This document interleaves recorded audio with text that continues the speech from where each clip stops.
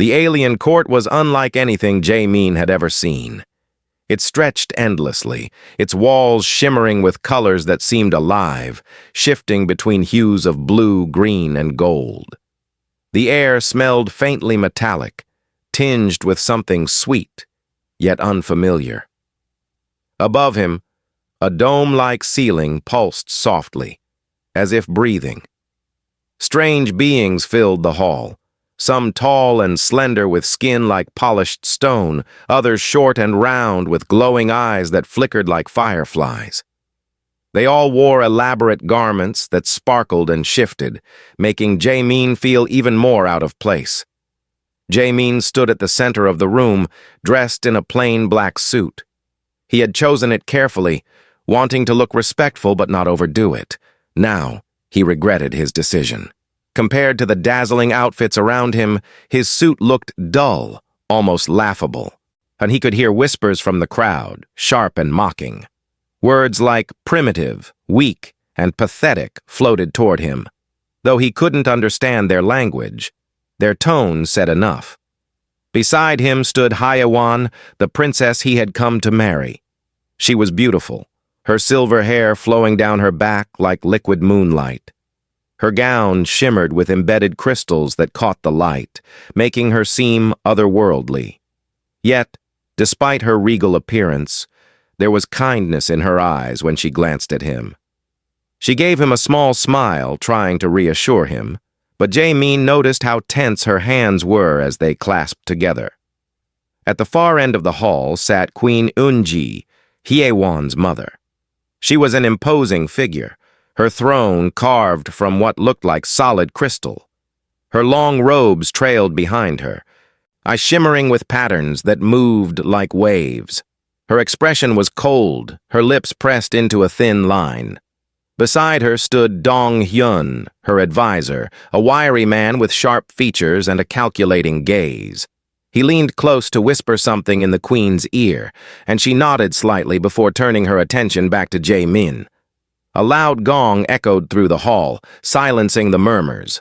All eyes turned to the center where Jae-min stood. A tall alien stepped forward, his voice booming as he began speaking in a language full of clicks and hums. Though Jae-min didn't understand the words, he recognized the tone. It was formal, ceremonial. HFY-Novalore translated quietly for him under her breath. "They're announcing your arrival," she whispered. "They'll introduce you to the court." Jae-min nodded, swallowing hard. His throat felt dry, and his palms were sweaty. He clenched his fists briefly to steady himself.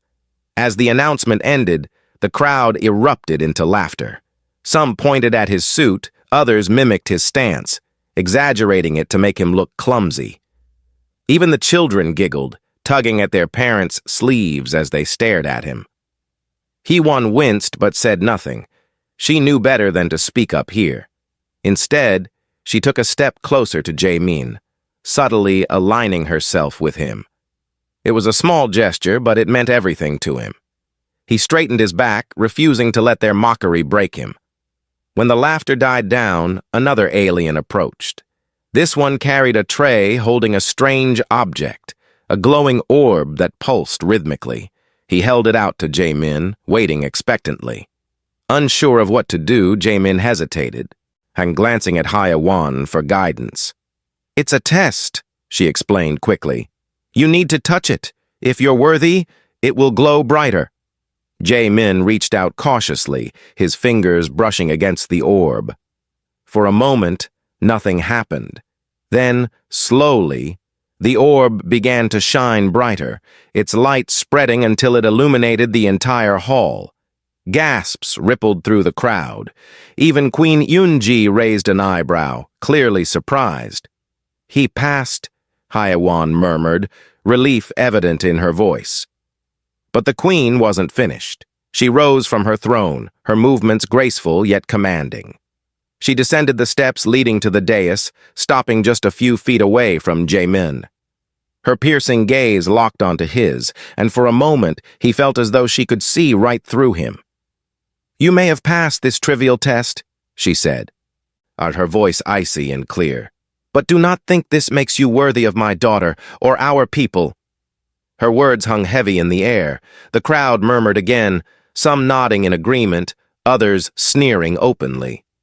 Jae-min met her gaze steadily, refusing to look away. He didn't say anything. He didn't need to. His silence spoke volumes. Behind him, Jae-min heard a soft click, the sound of someone drawing a weapon. He turned slightly, noticing a guard stepping forward, his spear aimed directly at Jae-min's chest. The tension in the room thickened, and Hye-won instinctively moved closer to him, placing herself partially in front of him. "Enough!" Queen Eunji snapped, raising a hand to stop the guard. "We will deal with him later. For now, let us proceed." The ceremony continued, but Jae-min couldn't shake the feeling that danger lurked just beneath the surface. The court's hostility was palpable, and he knew this was only the beginning. Still, he kept his head high, determined not to show fear. Somewhere deep inside, he felt a flicker of resolve. He hadn't traveled across galaxies just to give up now. As the crowd dispersed and the ceremony drew to a close, Jae-min followed Hye-won to a quieter part of the palace. Once they were alone, she turned to him, her expression serious. "They don't trust you," she said, "and they won't make this easy for you." "I know," Jae-min replied, his voice calm but firm. "But I didn't come here expecting it to be easy." Hye-won studied him for a moment, then nodded. "Good, because things are about to get much harder." Jae-min smiled faintly, though his mind was racing. Then he thought about the small plasma gun tucked safely beneath his jacket, a reminder of his father's advice. Sometimes peace isn't enough. He hoped he wouldn't need it, but if he did, he was ready. For now, he focused on taking one step at a time. Whatever challenges lay ahead, he would face them head-on.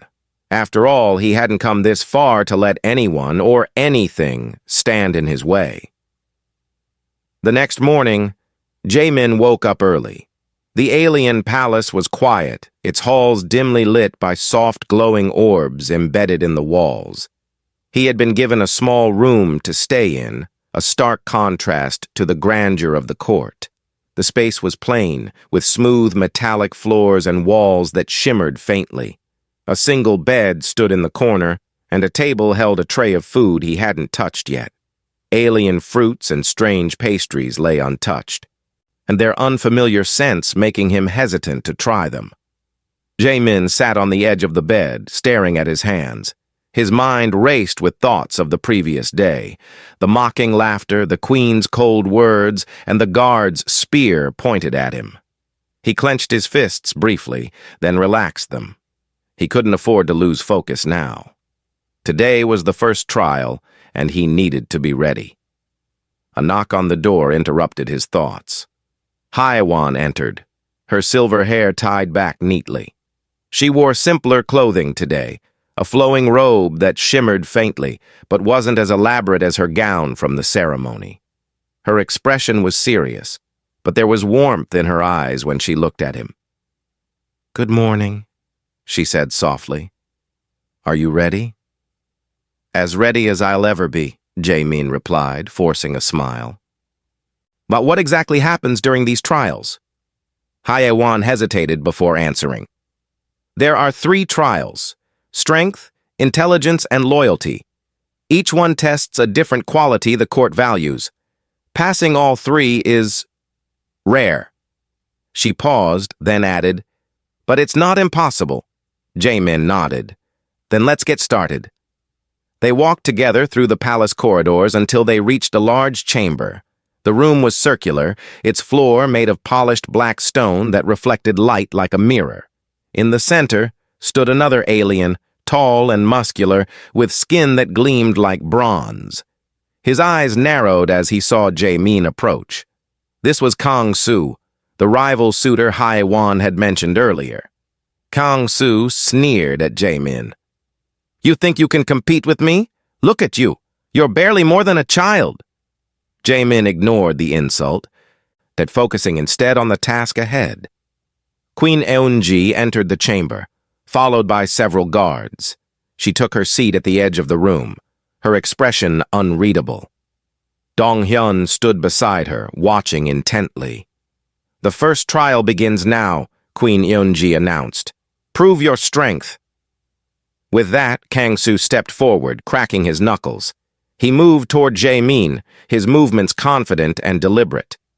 The crowd gathered around the edges of the chamber, murmuring excitedly. They clearly expected this to be over quickly. Jae-min braced himself. He knew he couldn't match Kang-soo's size or strength directly. Instead, he relied on speed and strategy. As Kang-soo lunged at him, Jae-min sidestepped, narrowly avoiding the blow. The crowd gasped, surprised by his agility. Kang-soo growled, frustrated, and swung again. This time, Jae-min ducked under the punch, grabbing Kang-soo's arm and twisting it slightly. The move caught Kang-soo off guard, causing him to stumble. Jae-min didn't press the advantage. He simply backed away, waiting for Kang-soo to recover. "You're fast," Kang-soo admitted grudgingly after regaining his footing, "but speed won't save you forever." The fight continued, each exchange testing Jae-min's limits. Sweat dripped down his face as he dodged and countered, always staying one step ahead. Finally, Kang-soo made a mistake. He overextended a punch, leaving himself open. Jae-min seized the opportunity, sweeping Kang-soo's legs out from under him and pinning him to the ground. The crowd fell silent. No one had expected Jae-min to win, not even Hye-won, who stared at him in awe. Queen Eun-ji's lips tightened into a thin line, clearly displeased. "Well done," Hye-won whispered as Jae-min rejoined her. "I didn't think you'd manage that." "I'm just getting started," Jae-min replied, though his voice betrayed his exhaustion. The second trial came next. The group moved to a smaller room filled with glowing runes etched into the walls. The air hummed with energy, and the symbols pulsed faintly, casting shifting patterns of light across the floor.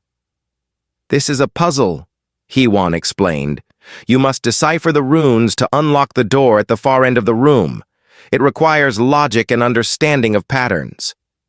Jae-min studied the runes carefully. At first glance, they seemed random, but as he examined them closely, he noticed subtle connections between certain symbols. He began tracing lines in the air, connecting the runes mentally. Minutes passed, and frustration crept in. But just as he was about to give up, Hye-won stepped closer. "Look here," she said softly, pointing to a cluster of runes. "These ones repeat. Maybe they're key." Her hint sparked something in Jae-min's mind. He re-examined the pattern, rearranging his thoughts. Slowly, the solution clicked into place. With steady hands, he pressed the correct sequence of runes, and the door slid open with a soft hiss. The crowd murmured approvingly, though some still looked skeptical. Queen Eun-ji remained impassive, while Dong-hyun raised an eyebrow, intrigued. "One more trial left," Hye-won said, her voice tinged with both hope and worry. The final trial took place in a vast arena-like chamber. At its center stood two pedestals, one holding a glowing artifact, the other supporting a holographic image of Hye-won, projected mid-fall as if in danger. "Now the test of loyalty," Queen Eun-ji declared. "You must choose. Save the artifact, which represents our heritage, or rescue my daughter." Jae-min froze. Both choices carried immense weight. Saving the artifact would prove his respect for their culture, but abandoning Hye-won felt wrong on every level. Without hesitation, he ran toward the hologram, catching her projected form as it vanished. The crowd erupted into murmurs, some angry, others confused. Queen Eun-ji stood abruptly, her face flushed with fury. "You chose her over our sacred relic?" she demanded. "Yes," Jae-min replied firmly, "because she matters more." Hye-won stared at him, tears glistening in her eyes. For the first time, Jae-min saw genuine admiration in her gaze. Even Dong-hyun nodded slightly, impressed by Jae-min's conviction. Though the court remained hostile, Jae-min knew he had passed the trial, not because they approved, but because he stayed true to himself. Whatever challenges awaited him next, he was ready to face them head-on. That night, Jae-min couldn't sleep. The trials had left him physically and mentally drained, but his mind wouldn't rest. He kept replaying the events of the day, the fight with Kang-soo, the puzzle with glowing runes, and the final trial where he chose Haiwan over the sacred artifact. Each moment felt like a step closer to proving himself, yet the court's hostility lingered heavily in the air. Their mocking whispers still echoed in his ears, even though he was alone in his room. As he lay on the bed, staring at the ceiling, there was a soft knock on the door. Jae-min sat up quickly, surprised. Who would visit him at this hour? And he opened the door cautiously and found Mira standing there, one of the palace servants. She was young, perhaps a few years younger than Jae-min, with short dark hair and wide, nervous eyes. Her plain uniform marked her as someone of low rank, but there was kindness in her expression. "Can I come in?" she asked quietly, glancing over her shoulder as if afraid someone might see her.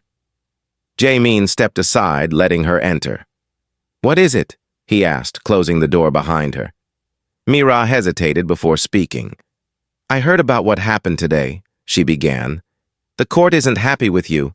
They think you're too different." Jae-min frowned. "Different how?" "They don't trust humans," Mira explained. "They see you as weak, inferior. And now that you've passed the trials, they're planning something." She paused, lowering her voice further. "They want to get rid of you." Jae-min's heart sank. "Get rid of me? What do you mean?" "They plan to arrest you after the wedding ceremony," Mira whispered urgently. "They'll say it's for breaking tradition or disrespecting their customs. But really, they just don't want a human marrying into the royal family." For a moment, Jae-min didn't respond. The weight of her words hit him hard, but instead of fear, anger began to rise within him. He clenched his fists tightly, trying to steady himself. "Why are you telling me this?" he asked finally. Mira looked down at her hands. "Because I believe in fairness. You've done nothing wrong. You've proven yourself time and again, but they refuse to see it. I wanted to warn you so you can prepare." Jae-min nodded slowly. "Thank you, Mira. I won't forget this." She gave him a small, sad smile before slipping out of the room as quietly as she had come. Once she was gone, Jae-min sat back down on the bed, his mind racing. Arrested? After everything he'd been through? He thought about Hee-won, her kindness, her courage, the way she stood by him despite the court's disapproval. How could he abandon her now? He reached under his jacket and pulled out the plasma gun his father had given him. It was small but powerful, capable of cutting through almost anything. Jae-min turned it over in his hands, remembering his father's words. Sometimes peace isn't enough. He knew then that he wouldn't go down without a fight. If the court wanted to remove him, they'd have to face the consequences. But first, he needed to prepare, not just physically, but mentally. He spent the rest of the night practicing with the gun in private, learning its weight and balance. By morning, he felt more confident, though exhaustion tugged at his eyelids. When dawn broke, Jae-min joined Haiwan for breakfast. She seemed quieter than usual, her thoughts clearly elsewhere. As they ate, Jae-min debated whether to tell her what Mira had revealed. In the end, he decided against it, at least for now. He didn't want to worry her unnecessarily. Instead, they talked about simpler things, the alien fruits on the table, the strange sounds coming from outside the palace, the differences between Earth and this distant planet. For a brief moment, Jae-min almost forgot about the looming threat. Almost. Later that day, Jae-min wandered through the palace corridors, exploring areas he hadn't seen before. He eventually found himself in a hidden passageway tucked behind a tapestry. The curiosity got the better of him, and he stepped inside, finding a narrow staircase leading downward. The air grew cooler as he descended, and faint lights flickered along the walls. At the bottom, he discovered a series of tunnels connecting different parts of the palace. It was clear these were meant for servants or emergencies, quick escape routes in case of danger. Jamin realized this could be useful. If things went wrong during the ceremony, he'd need a way out. He memorized the layout carefully, making mental notes of key intersections and exits. Back in his room, Jamin reflected on everything he'd learned. The court's plan to arrest him, the hidden tunnels, his own resolve to protect HFY no matter what. He knew the final ceremony would be the turning point, a moment of truth where he'd either succeed or fail completely. But failure wasn't an option. That evening, HFY visited him again. She seemed troubled, her usual calm demeanor replaced by unease. "What's wrong?" Jamin asked gently. HFY hesitated, then sighed. "I know my mother doesn't approve of you, and neither does the court. But I never imagined they'd go this far." Jamin stiffened. "Go this far? What do you mean?" "I overheard them talking," she admitted. "They're planning to stop the wedding. They think you're unworthy, and they're willing to destroy everything to keep us apart." Her words confirmed what Mira had told him. Jamin placed a reassuring hand on hers. "Don't worry," he said firmly. "I won't let them win. No matter what happens, I'll stand by you." Tears welled up in HFY's eyes, but she blinked them away. "You're braver than anyone gives you credit for," she whispered. "But please, be careful. My mother isn't someone to underestimate." "I know," Jamin replied. "But neither am I." The next few days passed in a blur of preparations for the wedding. The palace buzzed with activity, and the tension between Jamin and the court grew thicker. Queen Eunji watched him closely, her gaze sharp and calculating. Dong-hyun, too, seemed more alert, observing Jamin's every move. Even Kang-soo avoided him now, sensing the storm brewing beneath the surface. On the eve of the ceremony, Jamin stood alone in his room, staring at the plasma gun once more. He thought about his journey here, the sacrifices, the challenges, the moments of doubt. He had come so far, faced so much. Now it all came down to this. Tomorrow, then he would walk into the throne room knowing full well the risks. But he also knew one thing for certain. He wouldn't back down. Not now. Not ever. The day of the wedding arrived, and the alien court was alive with activity. The throne room had been transformed into a grand hall, its walls adorned with shimmering fabrics and glowing crystals that pulsed softly. Strange music filled the air, a mix of deep hums and high-pitched melodies that seemed to echo endlessly. The courtiers gathered in their finest attire, their faces painted with pride and arrogance. To them, this was more than a wedding. It was a spectacle, a chance to showcase their superiority over the human groom. Jamin stood at the entrance to the hall, his heart pounding. He wore the same black suit he'd arrived in, now slightly wrinkled but still dignified. Beside him, the HFY looked radiant, her silver hair flowing freely and her gown sparkling like starlight. She gave him a small, encouraging smile, though her hands trembled slightly as she held onto his arm. "You can do this," she whispered. "Just stay strong."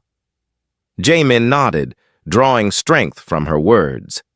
He took a deep breath and stepped forward, entering the hall with HFY by his side. The crowd turned to watch, their expressions ranging from curiosity to disdain. Whispers rippled through the room, sharp and mocking, but Jamin ignored them. His focus was on the throne at the far end of the hall, where Queen Eunji sat with an icy gaze. The ceremony began with formal speeches, delivered in the alien language. Though Jamin couldn't understand the words, the tone was clear, pompous and condescending. He stood tall, refusing to let their arrogance affect him. Hyawan translated quietly under her breath, summarizing what was being said. "They're talking about tradition," she murmured, "about how important it is to uphold their values." Jaemin clenched his jaw but said nothing. He knew what was coming next. The Queen's verdict. As the speeches ended, Queen Yunji rose from her throne, her movements graceful yet commanding. She descended the steps leading to the dais, stopping just a few feet away from Jaemin and Hyawan. "This union cannot stand," she declared, her voice cold and clear. "A human has no place among us. You are unworthy of my daughter and our people." The crowd erupted into murmurs of agreement, some nodding vigorously while others sneered openly. Guards moved closer, their weapons drawn, ready to arrest Jaemin. But instead of backing down, Jaemin reached beneath his jacket and pulled out the plasma gun. In one swift motion, he raised it, pointing it directly at the Queen. The room fell silent. Every eye turned to him, shock and disbelief etched on their faces. Even Queen Yunji froze, her expression shifting from anger to something akin to fear. "What are you doing?" Hyawan gasped, her voice trembling. Jaemin didn't look at her. His gaze remained fixed on the Queen. "I came here to marry your daughter," he said firmly, his voice steady despite the chaos around him. "I've proven myself time and again, yet you refuse to see it. If you won't accept me willingly, then I'll make you listen." The tension in the room was palpable. The guards hesitated, unsure whether to attack or wait for orders. Queen Yunji's lips pressed into a thin line, and her eyes narrowing as she studied Jaemin. "You dare threaten me?" she asked, her voice low and dangerous. "I don't want to hurt anyone," Jaemin replied, "but I won't let you take this away from me. From us." He glanced briefly at Hyawan, who stared at him with wide, tear-filled eyes. "This isn't just about me. It's about fairness, about respect. And if you can't give that, then maybe you're not fit to rule." His words hung heavy in the air. For a moment, no one moved. Then, unexpectedly, Dong Hyun stepped forward. The advisor's sharp features softened slightly as he addressed the Queen.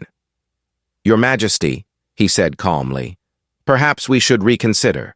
This human has shown remarkable courage and determination.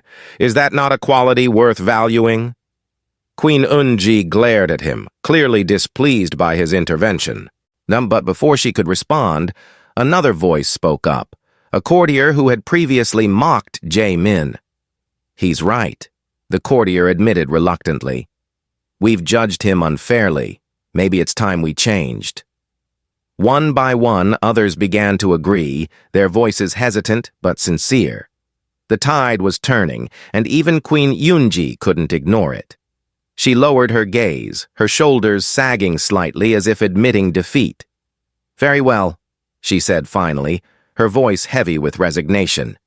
"Let the marriage proceed, but know this. If you fail us, there will be consequences." Jaemin lowered the gun slowly, relief washing over him. He hadn't expected things to go this way, but he wasn't about to question it. Hyawan stepped forward, taking his hand in hers. "Thank you," she whispered, her eyes shining with gratitude. The ceremony resumed, not though the atmosphere had shifted. The courtiers watched silently, their expressions softer now. Even Queen Yunji seemed less hostile, though her gaze remained wary. As Jaemin and Hyawan exchanged vows, the room filled with a sense of hope, a fragile but undeniable promise of change. Afterward, the crowd dispersed, leaving Jaemin and Hyawan alone in the hall. They stood together, holding hands, neither speaking for a long moment.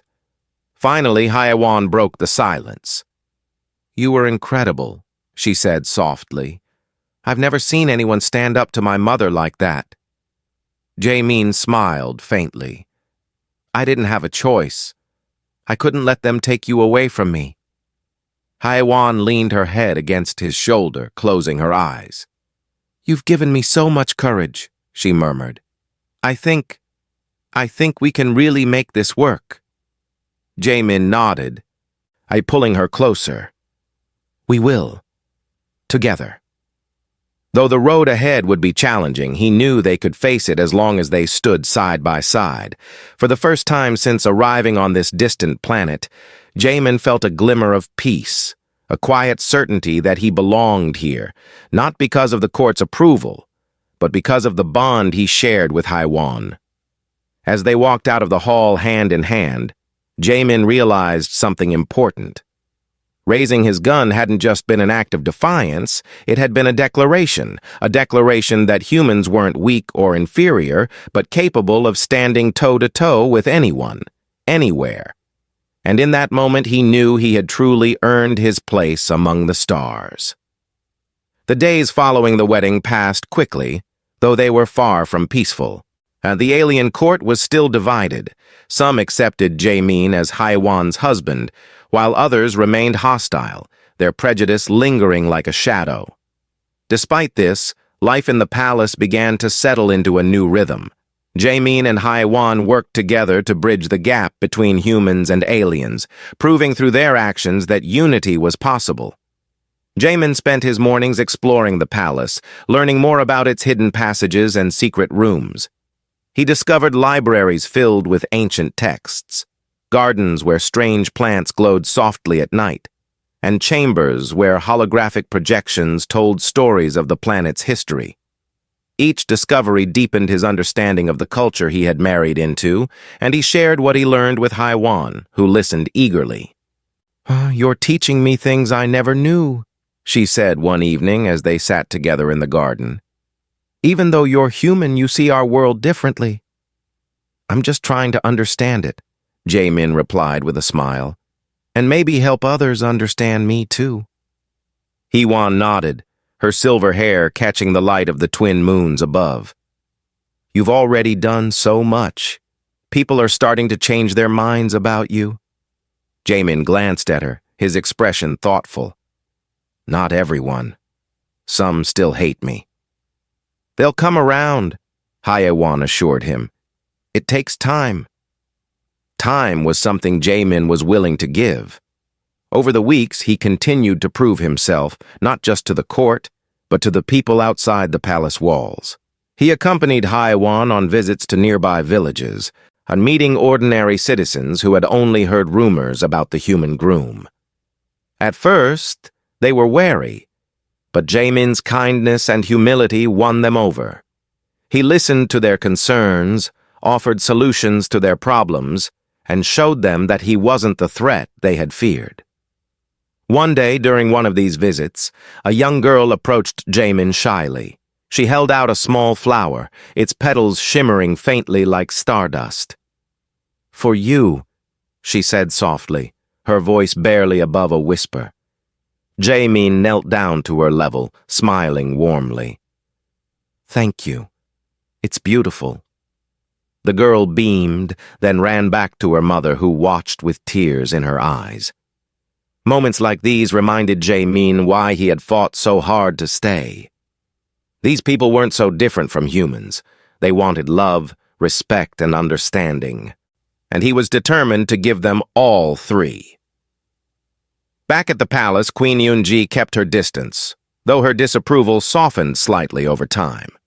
She no longer openly mocked Jaemin, and on rare occasions, she even acknowledged his efforts.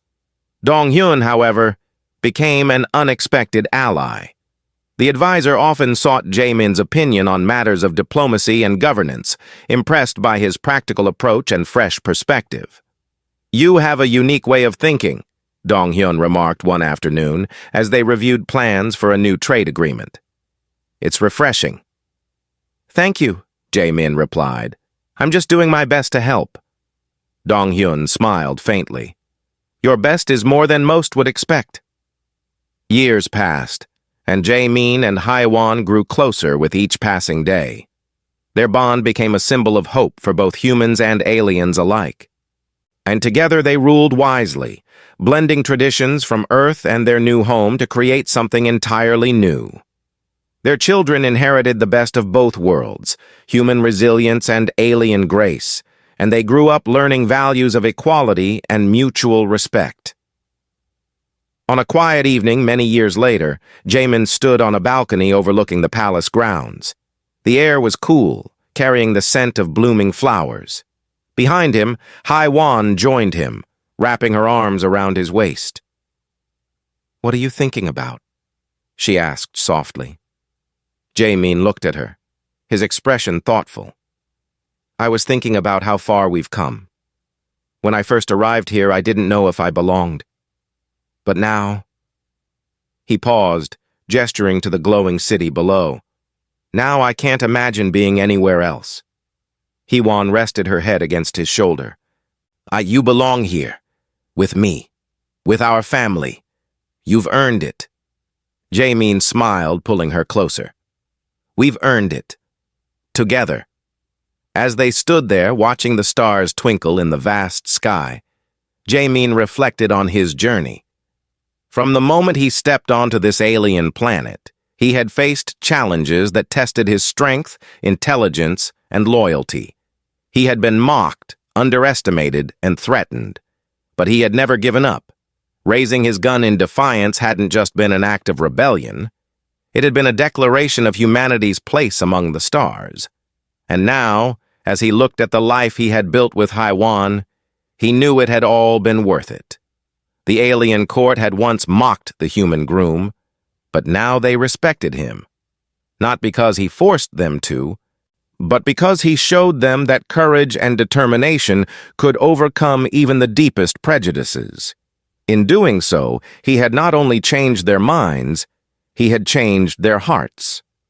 As the night deepened and the moons cast their silvery glow over the land, Jamin felt a sense of peace, unlike anything he had ever known.